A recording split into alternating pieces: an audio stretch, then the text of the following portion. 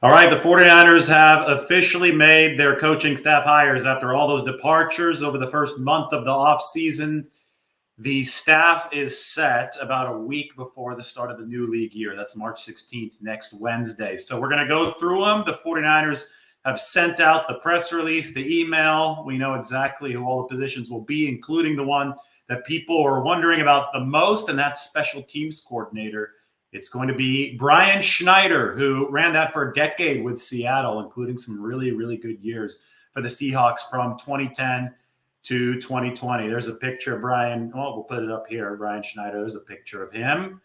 And he's been out of the league here for a couple of years, even though he was technically with the Seahawks at the beginning of the 2020 season and with the Jaguars last year in 2021. He stepped away both times for personal reasons. So the 49ers, obviously, after the interview process, believe that Schneider is now fully ready to return for the entirety of the season. That's going to be for 2022. And I'll talk about that in a bit because they're going to hope that he reprises some of the success that he saw with Seattle, especially early on in his tenure with the Seattle Seahawks. We talked about Brian Griese, new 49ers quarterbacks coach, the other day. A whole video dedicated to that. Obviously, since he doesn't have any actual coaching experience, that's been a hot button issue. I think it would be a hot button issue even if he did have coaching experience, because QB coach is going to be the guy in charge of Trey Lance's development, or at least a major figure in the room with Trey Lance moving forward. And with that in mind, it's important to remember that the 49ers' other hires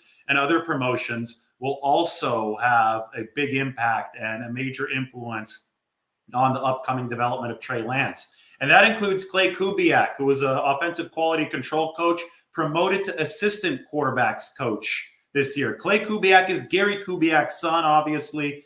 Kyle Shanahan is tied with Gary Kubiak because Gary Kubiak was the offensive coordinator under Mike Shanahan. Gary Kubiak ended up hiring Kyle Shanahan in Houston in the early 2000s. That was maybe that was closer to 2008. So I guess that was several years after that. But the Kubiak family and the Shanahan family intertwined. So Clay Kubiak, who is one of the younger sons of Gary Kubiak, has already been on the 49ers staff. He's been promoted to assistant quarterbacks coach, so he's obviously going to help out Brian Griese. And then obviously Anthony Lynn, who we have a dedicated video for. That was already a couple weeks ago. He's been brought aboard as the assistant head coach, but now officially, to confirm what we reported a long time ago, Anthony Lynn is also going to be granted the title of running backs coach. So he's going to replace Bobby Turner in that position for at least the 2022 season. Turner has told John Lynch that he fully expects to return after rehabbing from a knee surgery that he's undergoing this offseason in 2023. But for the time being, the 49ers have Anthony Lynn, who is a former head coach of the Chargers. He's going to be in that running backs room as well. And I think that all of these guys combined, they're going to be able to help out Brian Griese with Trey Lance, because you're going to have Clay Kubiak in there as well. And you'll also have Chris Forster is going to be the run game coordinator, but you're also going to have Bobby Slowick, who was a pass game specialist in 2021. He is now officially the pass game coordinator in 2022. So that means that Slowick is going to be retaining his job of helping the quarterbacks, helping Trey Lance. He'll be teaming up with Brian Griese.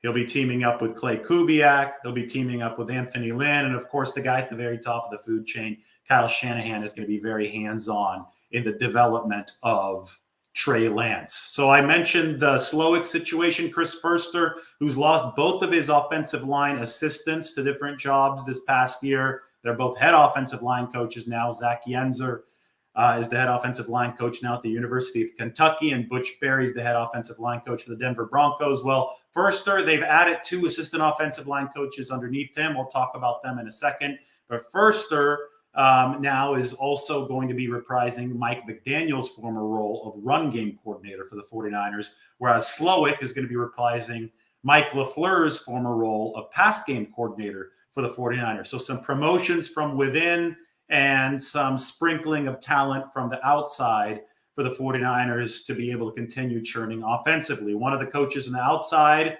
actually, this is a promotion from within, but he's only been around for a year. This is Leonard Hankerson, wide receivers coach. This is a former Shanahan wide receiver with Washington from 2011 to 2014. Entered the league under the Shanahans there. They brought him back as a quality control guy on offense in 2021. And now Hankerson's going to replace Wes Welker as the 49ers wide receiver coach. So why don't we take a look right here at the full extent of this? You could zoom in on this screen in case you haven't seen this yet. But this is the full list of either hires or promotions that the 49ers have made from within to round out their 2022 coaching staff. As you can see, you have Stephen Otagogi, defensive quality control. James Craig brought in to be an assistant offensive line coach, so he replaces one of the two, Yenser or Butch Berry. The other assistant offensive line coach is Joe Graves. Brian Fleury's been promoted to tight ends coach for the 49ers. He replaces John Embry. That news had already been reported a little while ago. You also have Chris Foerster being upgraded or getting a title addition to the run game coordinator. Brian Griese, obviously, the new quarterbacks coach for the 49ers. Leonard Hankerson, as I mentioned, wide receivers coach. And that assistant QB coach role is important because of the village that the 49ers are going to use here to coach Trey Lance between Kubiak and Brian Griese and obviously Kyle Shanahan and all the other names in that room, including Bobby Slowick. That's going to be a very hands-on situation for the 49ers. Anthony Lynn being one of those names, also the running backs coach. Aswani Rufus is offensive quality control coach. Obviously, when you have promotions from the staff to actual position coach roles from quality control, you're going to be required to bring in new QC guys, and that's what the 49ers did here. Brian Schneider, who I'm about to talk about in more details, your special teams coordinator for the 49ers. Deuce Schwartz is a new offensive quality control guy. Bobby Slowick, he's risen the ranks. I mean, this used to be a PFF guy. He used to work for Pro Football Focus. Well, Bobby Slowick is now the offensive passing game coordinator, and he's going to be hands-on in his work with Trey Lance as he was last year. And Nick Sorensen is the only new defensive hire. Well, him and Otagogi are the two only new defensive hires. He's going to be a defensive assistant for the 49ers in 2022. So that's the rundown. Now let's go through a few of the points. And first off, I think today's main news is special teams coordinator, because this is the one that we didn't know yet, the major move that we didn't know yet. And the 49ers badly needed to make it. They badly needed special teams improvement after having devolved throughout the Richard Hightower era. This is a team that was decent in special teams. I would even say they were good in 2017. And then it just got worse year in and year out. 2019, mediocre. 2018, the 49ers had a lot of return success. So I think that was also a good unit. But in 2020 and 2021, the 49ers were bottom barrel special team, right there near the last team in the rankings in the NFL. And a lot of it could be blamed on injuries, but I don't think that all of it could be blamed on injuries. I think the 49ers had some inexcusable errors that could be traced back to the special teams coordinator and coaching position, including not being ready for fakes. Remember with Seattle outfoxed them with a fake.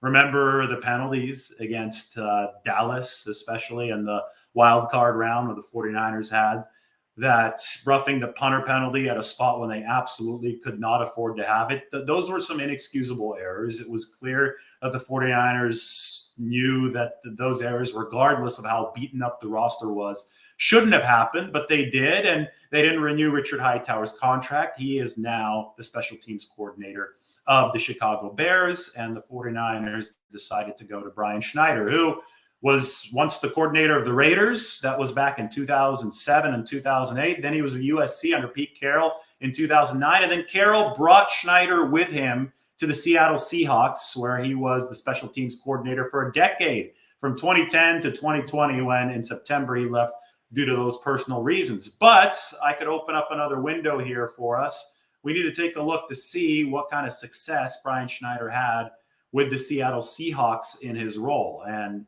this is what it looked like. I have it popped open somewhere here on Twitter. We can get down to it. Full list of special teams coaches. Let's see where Schneider was. Maybe it's up here. It's got to be. Been doing a lot of reporting on this. Here we are. Here are the DVO ranks of the Seattle Seahawks under Brian Schneider. So this is from Football Outsiders. Number 2 in 2010. fell a bit to 16 in 2011. Then number 3, number 5, number 19, and number 3 before dropping in his last 4 seasons at the helm with Seattle. So as you can tell, I mean, this unit was borderline elite or even elite, I guess I would say, from 2010 to 2015. You have 4 top 5 rankings in there throughout those years before the fade toward the end of the decade. So to me, everything is tied to personnel. The 49ers struggled on special teams, not only because of Richard Hightower in 2020 and 2021, but also because they had an exceptional amount of injuries. And when you have so many injuries on the roster is going to become weak on the back end because you have your depth guys starting to fill in for the starters. And because of that, you don't have quality depth guys. You just start picking up guys off the street for special teams, and you'll see those coverage units and those return units suffer as a result. So in the case of the Seattle Seahawks here, you have a team that was awesome on special teams throughout the elite part of their franchise years, right? The Seahawks won the Super Bowl in 2013, and then they went back to the Super Bowl in 2014. Funny enough, that was the year where the special teams weren't as good. But in general, I think you saw a young, hungry Seattle roster, which featured a lot of star players on rookie contracts, excel at special teams. And you have to give Schneider credit along with the roster for that. Then once guys started to get paid, as the roster in Seattle started to get older, started to deteriorate, so did the special teams production. And they dropped down to the 20s. Yet it's important to note they were still never as bad as the 49ers were under Hightower in 2020 and 2021. What's really key to me is that the 49ers have 9 draft picks this year. They're obviously, even though they don't have any premier draft picks, their first selection is number 61, which is the bottom of the second round. The 49ers are obviously aiming to stockpile affordable, quality depth through the draft. If this draft goes well for the 49ers, and their scouting department has shown that it can make a draft like this go well, then the team is going to have a lot of players on rookie deals that are young, lean, and hungry and ready for special teams roles. That's going to be their role on this team in 22 and moving beyond. And then again in 2023, the 49ers will try to hit in the draft. The bottom line is that a healthy franchise is going to continue piping talent in, and that talent's going to start on special teams. So if you succeed in the draft, you should be set up to have a good special teams unit. And Brian Schneider has showcased the ability to turn a young, hungry, and deep roster into a good special teams unit. That's why the 49ers hired the guy. And if he can replicate, or at least come close to replicating, some of that success with Seattle at the start of last decade, the 49ers should be in better shape than they were under Richard Hightower. Special teams lost the 49ers some games this past season. Now, I'd be remiss to not mention that special teams also won the 49ers, one of their most important games of the season. In fact, their biggest victory of the season came largely thanks to special teams and Jordan Willis and his 2 blocks. So you got to give Hightower, you got to give Willis credit for the divisional round playoff win against the Green Bay Packers, which was a team effort. The 49ers got it done in all phases of the game. So it was a complicated legacy for the 49ers special teams in the 2021 season, but that win of the Packers was huge, and it underscored the importance of delivering on special teams. And Brian Schneider's units have delivered on special teams in the past when the 49ers have had when the Seahawks had strong, hungry rosters. And the 49ers had a strong, hungry, special teams-oriented roster in 17 and 18, right? The team wasn't good overall for the 49ers, but they had a lot of good contributors in special teams. Even Hightower's units were decent then. Well, the 49ers need to find a way to reprise that success with a stronger overall roster, an older overall roster, and they're hoping that Schneider is the man for that job in 2022. Now on to offensive staff turnover. Let's just wait and see how this plays out, because this is where most of the coaching attrition happened, right? The 49ers lost 8 coaches to most poaches past season.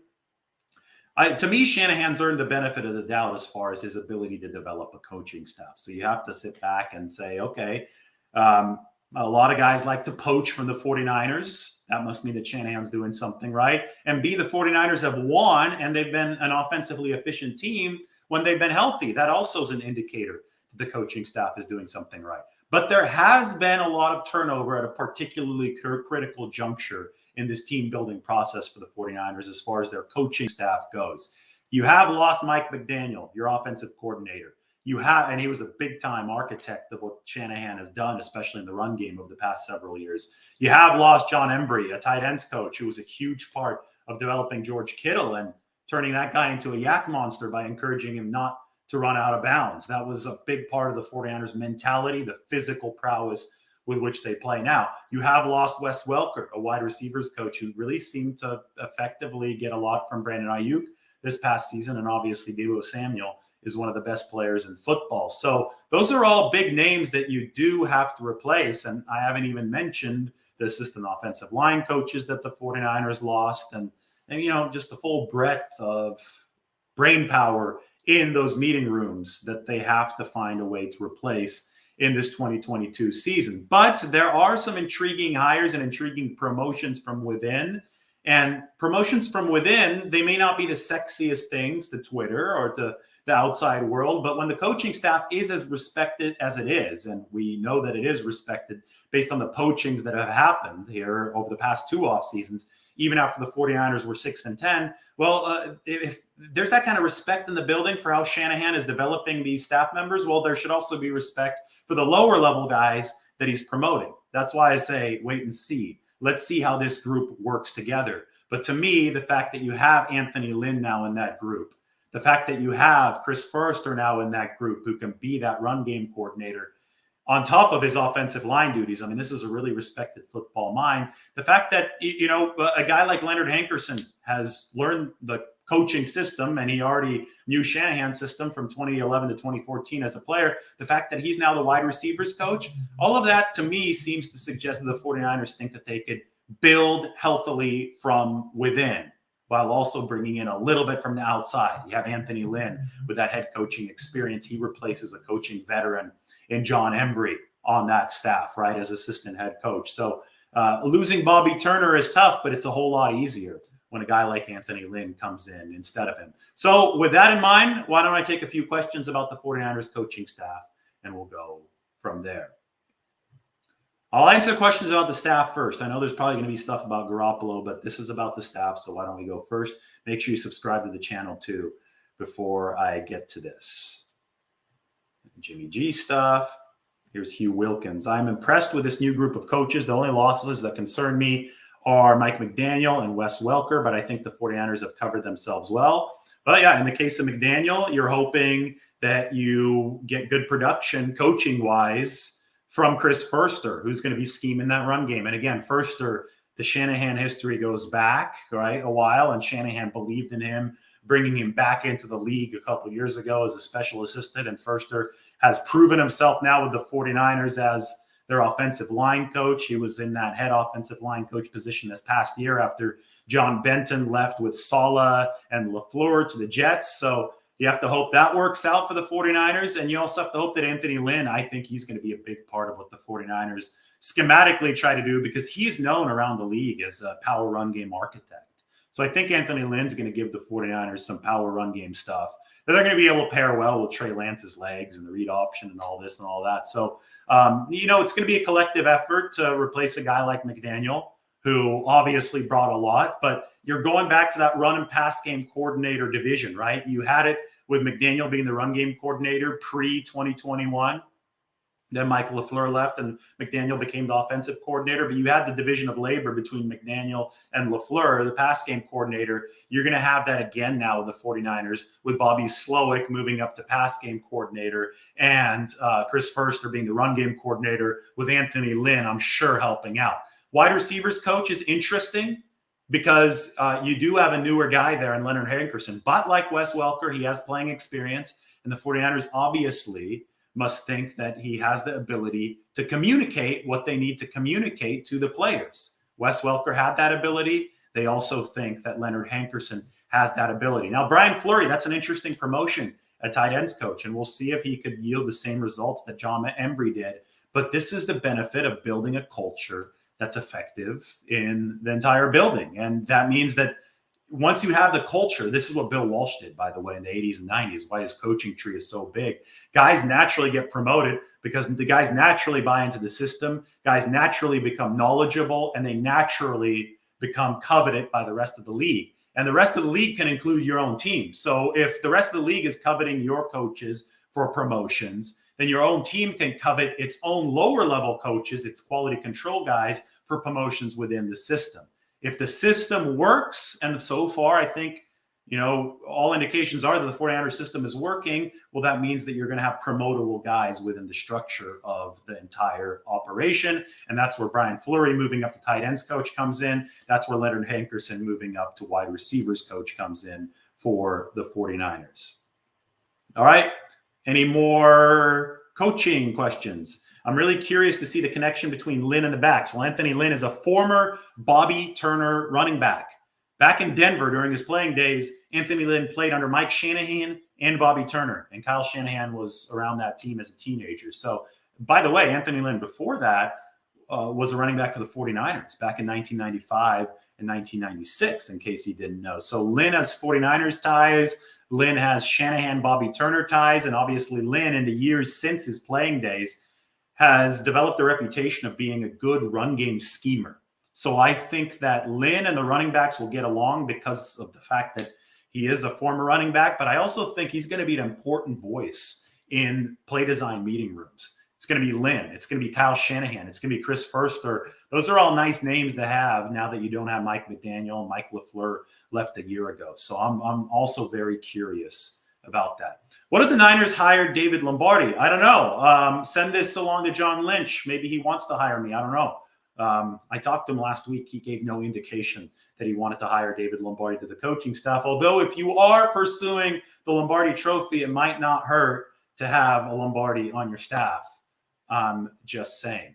Since the title of offensive coordinator wasn't named, does that mean Kyle and Anthony Lynn will be in charge of the offense? I think no. I think it's going to be more than that. Obviously, Kyle Shanahan is going to be in charge of the offense, and I can answer this question on Twitter too. But think back to when there wasn't an official OC pre-2021. That was pre-Mike McDaniel. You had Mike LaFleur pass game coordinator, Mike McDaniel run game coordinator. You had the two-headed monster, right? And no official offensive coordinator. Well, now you have Bobby Slowick, pass game coordinator, Chris Furster, run game coordinator, Anthony Lynn, assistant head coach, Kyle Shanahan, play caller, head coach. That is a four-headed monster now, I believe, on top of the offense. Yes, all staff positions are filled now. So goes Brian Schneider is the big one today. And I talked about him, special team success. He's the guy at the special teams coach position. The rest, the majority of the rest, are offensive staff positions. It's going to look different in 2022, but Shanahan is trusting the credibility of the structure of the organization that he's built, just like Bill Walsh trusted that. Does Shanahan have the track record of Bill Walsh yet? No, of course he doesn't, but that's what he's shooting for. He's an honorary Bill Walsh disciple, just based on family connection to Mike Shanahan, right? He was part of that Seifert tree, which was by definition an extension of the Walsh tree. Shanahan is trying to build the same kind of sustainability with the 49ers. All right, I'll answer a couple non-staff questions. Is it possible to retain both Greenlaw and Azeez Al-Shaair? Well, yes, the 49ers still have Dre Greenlaw under contract for one more season, so it's easy to retain him on a rookie deal. And Azeez Al-Shaair is going to be a restricted free agent, so it's absolutely possible to retain both. No food videos today.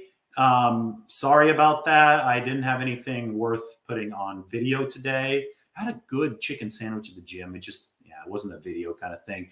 More food videos will be coming soon. I'm just busy kind of going through some contract stuff. Big Deebo Samuel, Nick Bosa piece coming out tomorrow. So be ready for that. And I don't really know about the Garoppolo trade. This is a question. Have you heard anything about the Jimmy G market?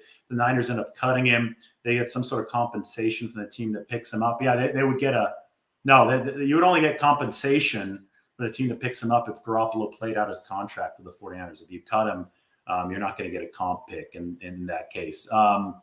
If they cut him, they're going to be on the hook for like $7.5 million in dead money because of injury guarantees, though. So there are also offsets to those potentially. If another team picks Jimmy Garoppolo up within a certain period of time. I don't know the exact language there of the deal. So the bottom line is that trade is very preferable, obviously, to the 49ers. And I think the bottom line is that the Aaron Rodgers decision and how happy he is in Green Bay and how much he wants to be back next year, that's the domino that needs to fall before something with Jimmy Garoppolo is resolved. So I'll wait till then, and I think there may be some movement on the Aaron Rodgers front on Tuesday. So let's just wait until then. I think that's the key. All right, guys, that was the 49ers coaching staff. Hope you enjoyed the news. Hope you enjoyed the analysis. If you did, subscribe to the channel right now, and I'll be back with much more, including our ongoing Trey Lance film breakdown. I know there's no tape here because we're just breaking down coaches, but the Trey Lance tape breakdown, 8 episodes, we're on with 5 of them. Episode 5 came out this morning. Check that out. Subscribe. Brace yourselves. Episode 6 of the Trey Lance film breakdown is coming. All right, everybody, take care. Food is coming too. I'll have to go out to dinner here pretty soon. But once food comes in sandwich portion, it's going to be captured in cinematic mode. It's going to come on the channel, and I think I'll combine it with some 49ers analysis. Everybody take care. Have a good afternoon. Have a good evening.